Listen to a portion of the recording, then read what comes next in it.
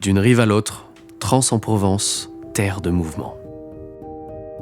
L'histoire de Trans en Provence est celle d'un village qui a su profiter des richesses offertes par les gorges de la Nartubie.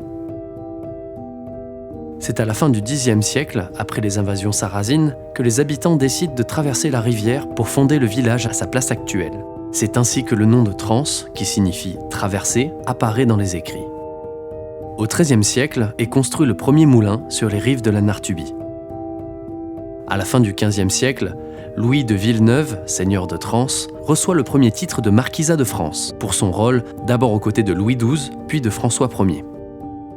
À partir du XVIIe siècle, l'industrie se développe fortement.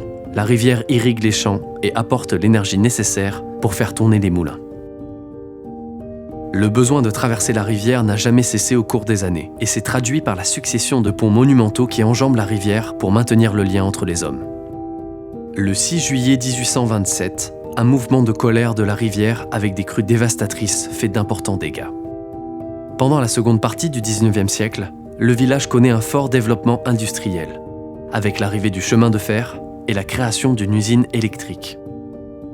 En 1931, l'ingénieur belge Achille Knappen invente et fait élever ici à Trans un puits aérien de 12 mètres de haut, unique en Europe.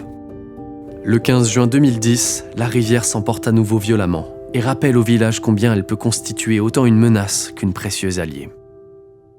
Encore aujourd'hui, la nécessité de traverser la Nartubie se manifeste à travers le pont suspendu et cette boucle du Calan qui vous emmène d'une rive à l'autre pour découvrir l'histoire et les secrets de Trans en Provence.